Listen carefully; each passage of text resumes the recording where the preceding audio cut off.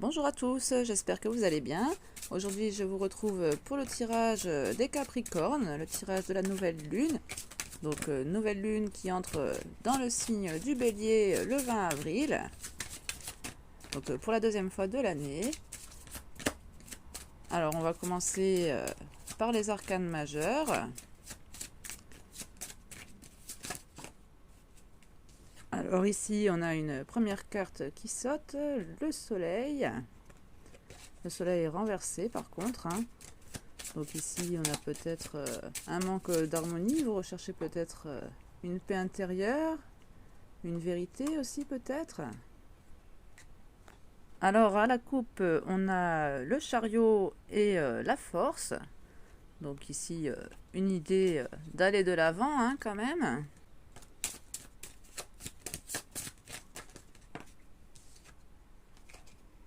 Alors en état d'esprit général, nous avons la papesse retournée. Donc avec la justice en dos de deck. Donc ici, peut-être que vous avez les idées floues, que vous ne savez plus trop si vous pouvez suivre votre intuition. On a aussi ce déséquilibre, hein, donc avec à la fois la justice et la papesse à l'envers. Bon, la justice peut aussi représenter la clairvoyance, hein, tout comme la papesse. Alors, sur les problèmes que vous pourriez éventuellement rencontrer, on a les amoureux retournés aussi, avec la roue de fortune renversée. Bon, décidément, est-ce que mon jeu ne serait pas à l'envers plutôt non, pourtant non. Alors ici, on a peut-être une indécision face à un choix, peut-être une impression aussi de ne pas être sur la bonne voie, de manquer de chance ou bien. Comme on a cette roue de fortune renversée là. Bon alors, sur la force qui va vous soutenir à surmonter ce problème pendant cette période de nouvelle lune. On a le fou, avec à nouveau la justice en dos de deck. Donc peut-être ici un besoin de lâcher prise pour se rééquilibrer. Alors sur la leçon, l'apprentissage que la situation va vous apporter.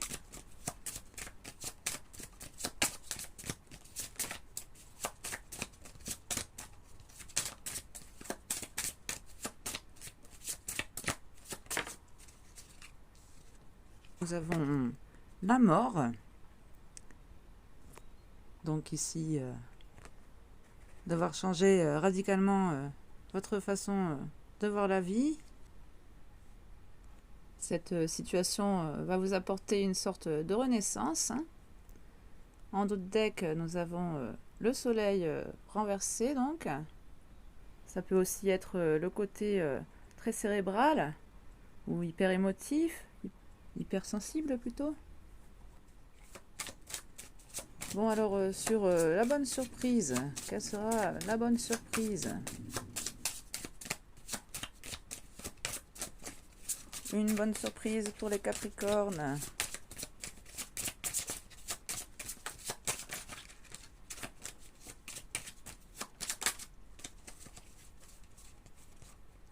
On a le battleur, mais renversé.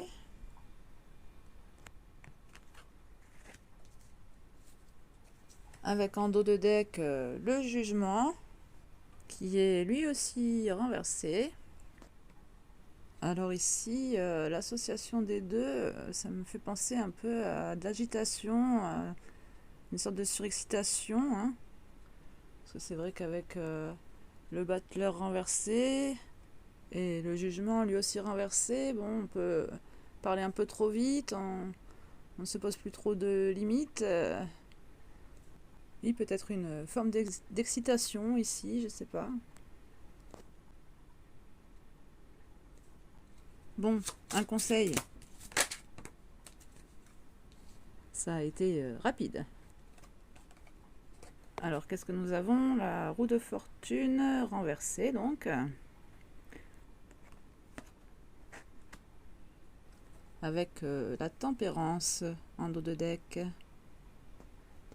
Donc oui, je pense qu'il s'agit bien de tempérer cette agitation, hein, parce qu'en plus avec la roue de fortune renversée, on ne termine pas non plus ce qui a été commencé parfois, hein, donc on construit rien de stable vraiment, on s'éparpille.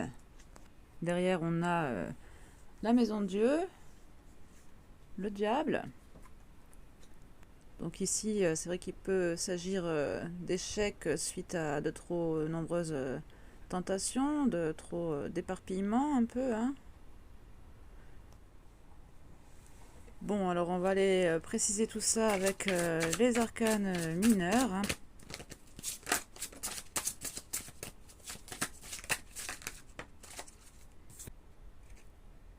Donc on a une première carte qui a sauté, la 9 de trèfle, qui peut justement vous parler de détermination, hein, d'abnégation, de volonté.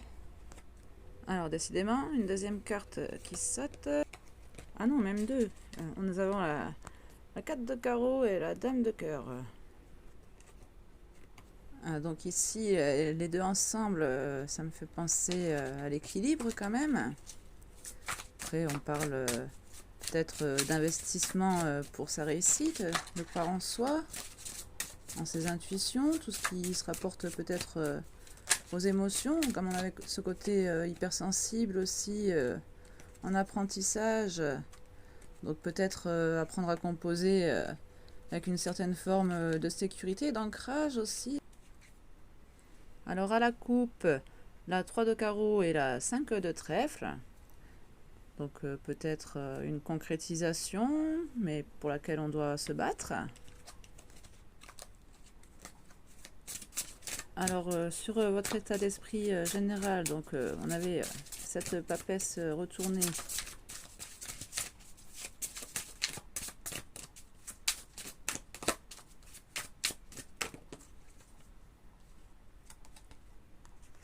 La 10 de pique. Donc ici il y a une fin de souffrance, une fin de cycle qui s'amorce. Avec la 8 de carreau en dos de deck. Donc ici il y a peut-être bien cette notion de changement, d'apprentissage. Alors sur le problème, les amoureux renversés, on avait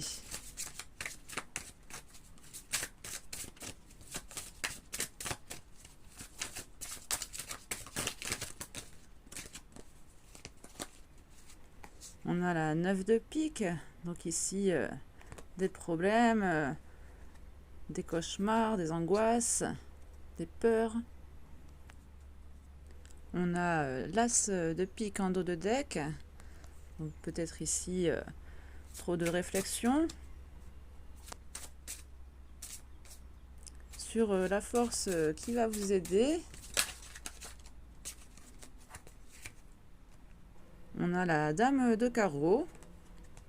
Donc peut-être une certaine forme de stabilité. Peut-être aussi ce que vous avez déjà en votre possession. Votre richesse déjà matérielle sur laquelle vous pouvez vous sécuriser.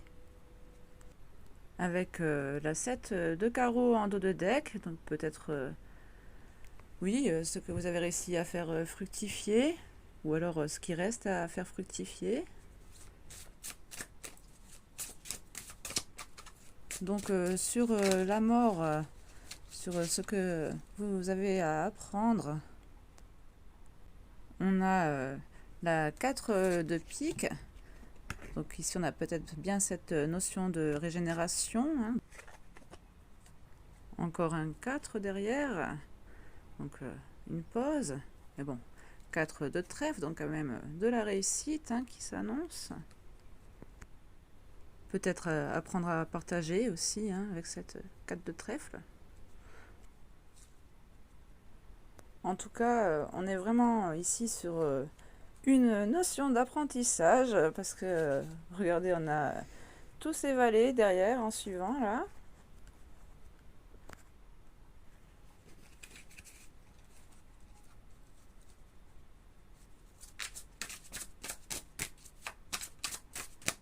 Alors sur le magicien, la bonne surprise, bon, notre magicien qui était retourné, un peu agité.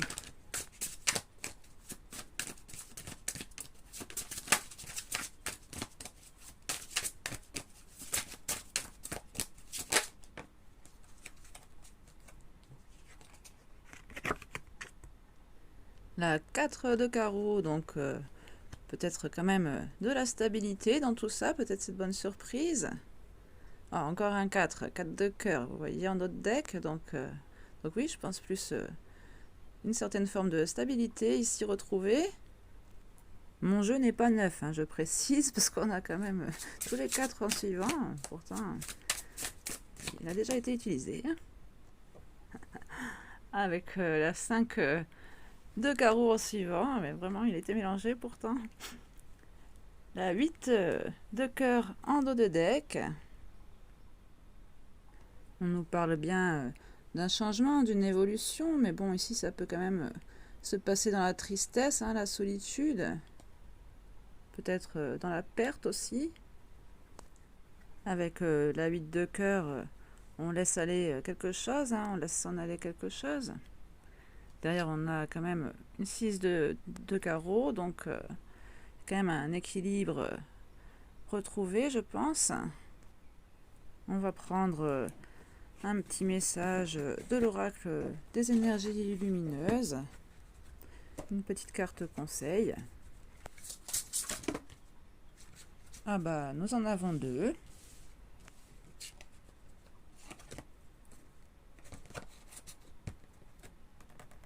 L'âme et la co-création. Alors, je vais vous lire le petit livret.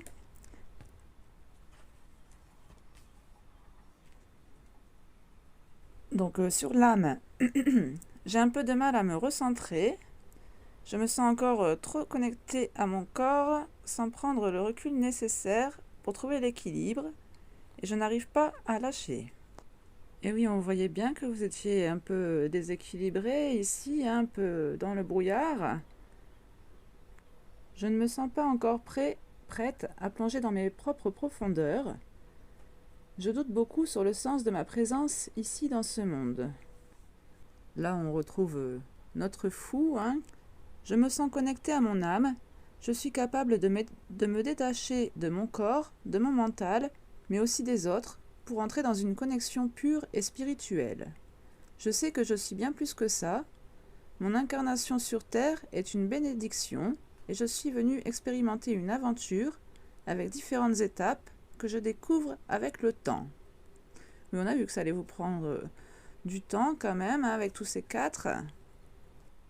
Et alors, sur la co-création, je suis de nature à être plutôt indépendante, et je n'arrive pas à être dans le partage.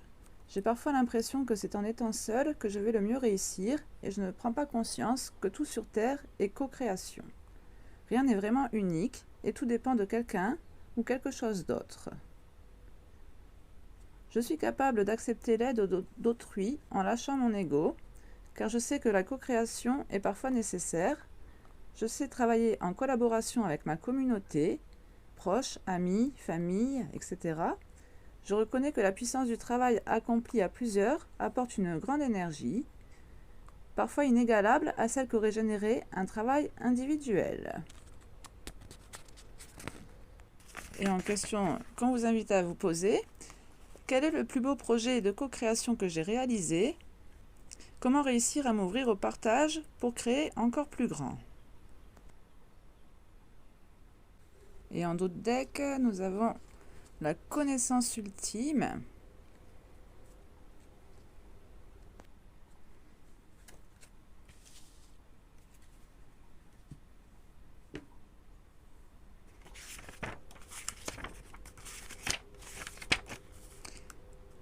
Alors, je suis dans la recherche de connaissances extérieures sans prendre en compte ce qui se cache à l'intérieur de moi. toutes les connaissances que j'ai acquises depuis tant d'années, à travers des travaux personnels, des discussions, des expériences, la connaissance ultime ne se trouve pas, elle est déjà là. Ma vision du monde a complètement changé. Je suis capable de voir cette lumière d'amour inconditionnel nous traverser. Je sens ce pont spirituel entre la terre et la source. Je comprends mieux le monde dans lequel je vis et toutes ces choses qui ont un sens et qui arrivent pour parfaire ma connaissance. J'arrive à me détacher des événements et je ne me sens plus atteinte personnellement.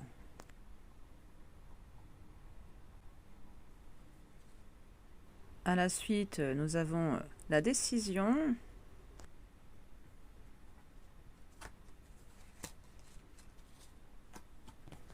Le chakra de la gorge et le chakra coronal en suivant. Remarquez quand même comme toutes ces couleurs se ressemblent. Ici, on est encore dans le bleu et violet. Donc on a peut-être des difficultés à s'exprimer, à se sentir connecté. Donc les chakras sur lesquels il faudrait travailler ici. On avait donc la décision aussi en carte conseil. Ici, je vois qu'en suivant, on a encore la volonté aussi.